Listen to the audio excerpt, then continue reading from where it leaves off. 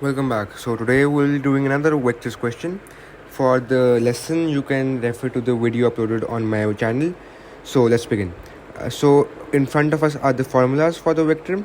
So as we saw that a vector is made up of a magnitude and direction. Okay. So a vector is basically magnitude and direction. And then we have the scalar product of two vectors, that is the x products of x1s multiplied x1 and x2, then y1 and y2 multiplied and z1 and z2 multiplied. And then we have the formula for cos theta. This is the angle between the theta is the angle between the two vectors, and that is a scalar product over the product of the magnitudes. Okay, so let's begin to the question. These are the essential formulas we will require. Okay, so first of all, the first part says that relative to an origin, the position vectors of points A and B are given by OA is this and OB is this. Use scalar product to find angle AOB to nearest degree. As we can see that the angle AOB, we can first draw this so that we have a clearer picture. So if this is OA and this is OB, this is OA and this is OB, then this angle is angle AOB, sorry. So the formula for that would be same, that the one mentioned earlier, and that would be first let's write these vectors in column form, because that is easier to interpret. So OA would be equal to 2, 3, minus 1. The I, J and K are replaced in this form and they are not written. OB is equal to, let's just put the arrows over here, 4 minus 3 and 2. Okay, so its scalar product would become, the scalar product would be OA times OB, that would be 2 times 4 plus 3 times minus 3, and next is minus 1 times 2, minus 1 times 2, that would become 2 times 4 8 minus 9 minus 1 and then minus 2 minus 3. It would become minus 3. Just a second. Yep, so it would be minus 3. Then we have the magnitudes multiplied, that would be OB. I know this because in that formula that we have written above, this is AB, the scalar product, then the magnitudes multiplied. Alright, so the magnitudes multiplied would be square root. First let's do OA. So 2 square, this is 2 square, 4 plus 3 square 9, 4 plus 9 is 13, and minus 1 which is 1, so 13 plus 1 14. Okay, I'll just write it directly, 14 times square root, this is 4 square 16 plus 9 25 plus 4 29. Alright, so this would become 14 times 29. Let's just calculate it real quick. 14 times 29, that would be 406. It would become square root of 406. So what is that? Is that a perfect square? I don't think so. So yeah, let's just let it remain as it is, and we need to find the angle, right? So the angle between the two things would be cos of AOB is equal to the scalar product, which is minus 3 over this magnitude, the square root 406, and then you can calculate AOB by that. And now note that this is a negative sign, so we need to solve it as we solve a trigonometric equation.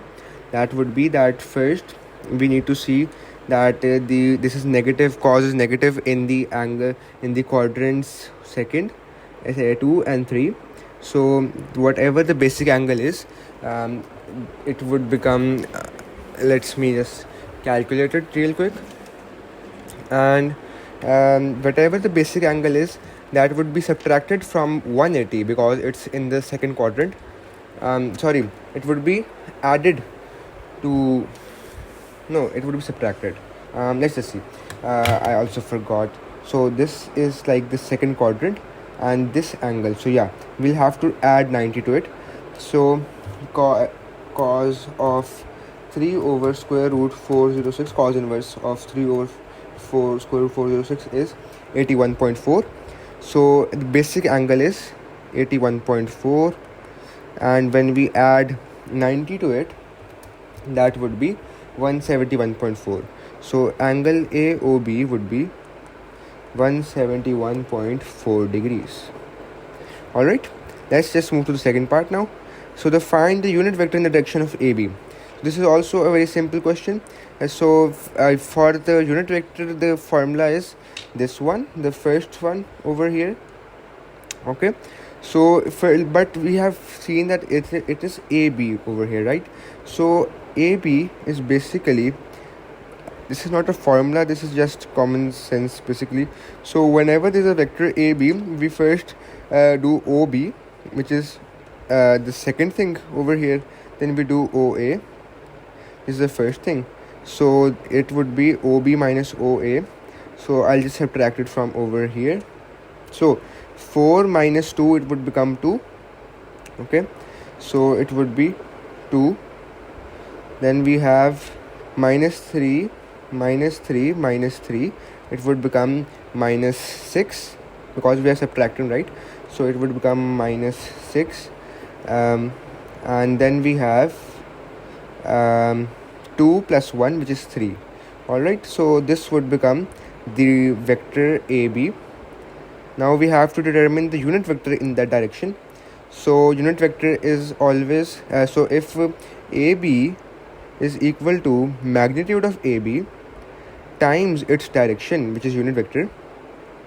So what would be the unit vector? It would be AB is equal to the vector divided by the magnitude. AB. Okay, so the vector is 2 minus 6 3, 2 minus 6 3, and the magnitude would be times 1 over, because we are dividing over here, so the magnitude would be 1 over, right? So it would be 1 over square root 2 square plus 6 square plus 3 square. Alright, so 4 plus 36, 40 plus 9, 49. So 49. So it would be 1 over 7 basically. Alright, so 1 over 7, 2 minus 6, 3. That would be our angle. But note that we have been given in the question, we have been given in the form of I, J and K, right? So we are not given in the form of column products, column vectors. So we will also answer in the form of I, J and K. So over here we would be doing it this way.